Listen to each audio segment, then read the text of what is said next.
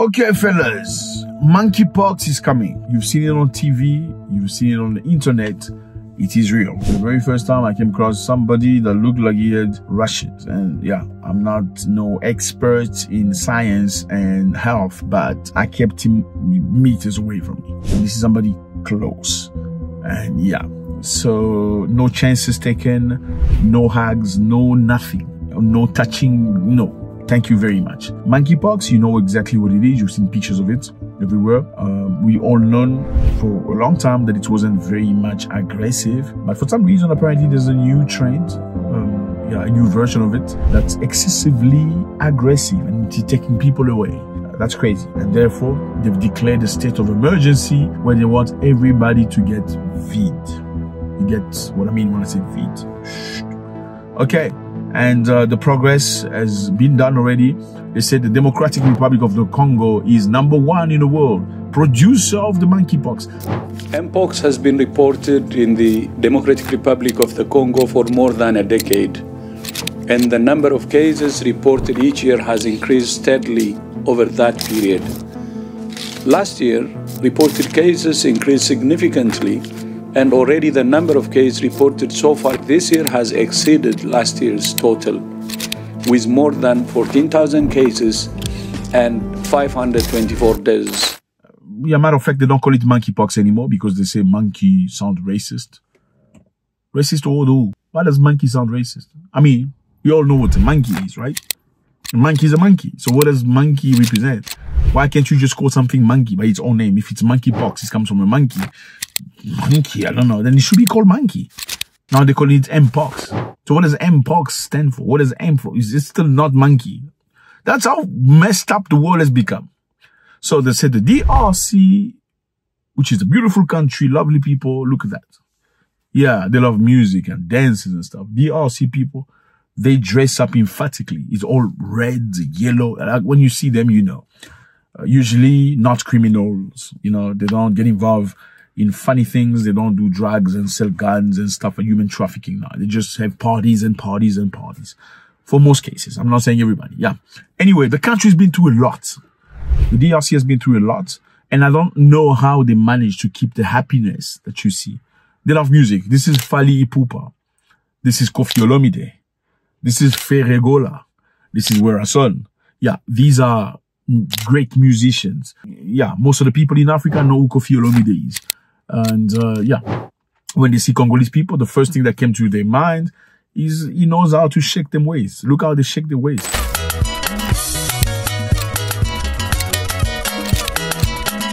I know, it's crazy. I mean, when you see South Africans in most places, people think about Zulus and Shaka Zulu, because Shaka Zulu is somebody that inspired most of us, most of the African people. Like some African people call themselves I'm a Zulu warrior, because Shaka Zulu has done great. That's the symbol of Zulus. You know, many people bear that, you know, that glory of Shaka Zulu. And for Congolese people, it's music. They think all Congolese know how to shake them waist.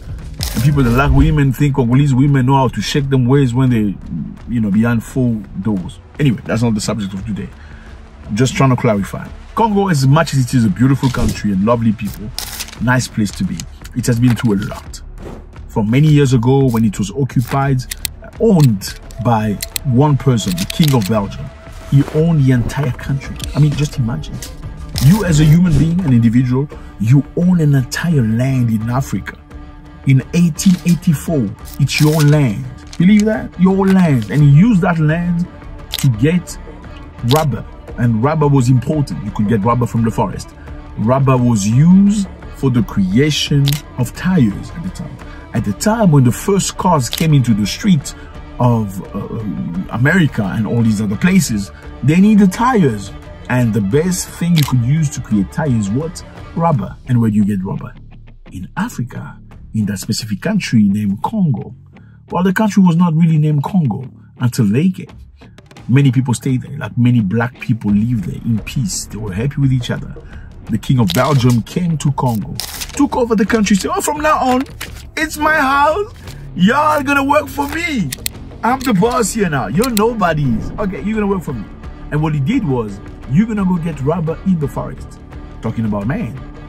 And when men came home with not enough rubber, meaning, when you go work for somebody, sometimes you're demotivated because you're not getting incentive, you're not getting anything. You go to the forest, you get rubber for this white guy from Belgium, just to be told, no, yeah. So men were very demotivated. Sometimes they came with not enough rubber.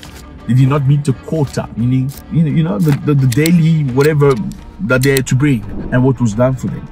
First, you would take their wives, put them away for 2 days.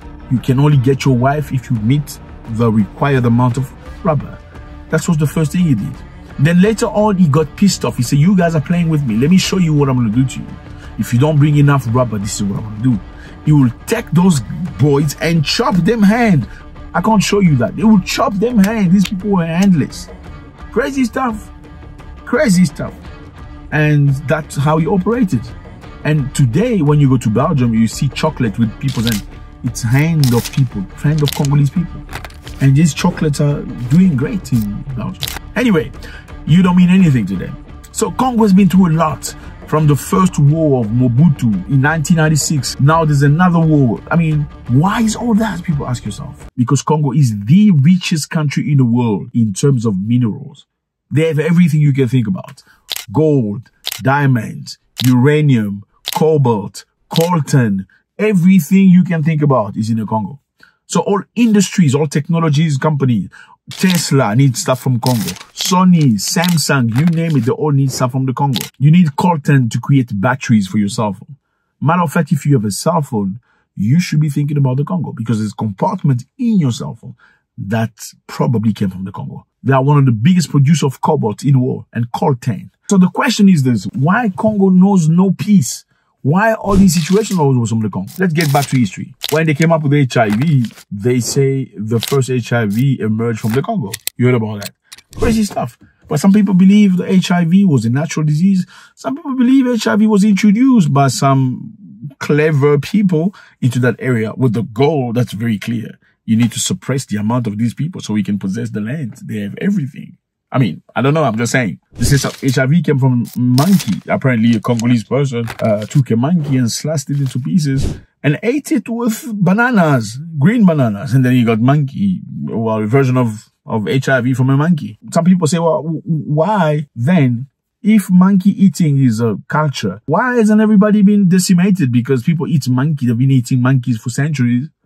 You know what I'm saying? Then came the Ebola virus. You remember the Ebola? Yes, they say the Ebola virus also came from the Congo. This is crazy. A country is such a magnificent country with so much opportunities and gold and diamond and all that stuff. HIV and Ebola and now monkeypox. This is crazy, fellas. Some people believe HIV was introduced when they brought V. They came to V people of that disease when your legs go like this. You know that disease, polio, when your legs go. Yeah. So they came to the Congo to V people against polio. Some people believe the virus came when they V'd people. So there are many stories and many versions of things. We don't know which one is the truth.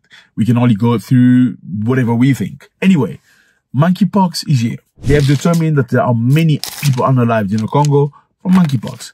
Now you can see in many countries already. In Uganda, in Rwanda, in Burundi. And now in South Africa. So it's going. And also somewhere in Europe, also it's started. And now they said they need to vid everybody to avoid monkeypox. The question that emerges is very clear. When this came, you remember this? They wanted to vid everybody. That man that owns computers, I'm not going to put his face or his, you know who we're talking about, said he's gonna vid everybody. You need to be vid. If you're not vid, then we cannot get back to the life that we used to have in the past. He says you need to get used to the new normal. Remember? The new normal. And yeah, remember, a lot of people just accepted new normal and they started calling everybody that was not vid stupid. Do you remember that? Because they questioned the system. Because they say, why are we going to accept just things because you say this is what it is? How about we wait a little bit?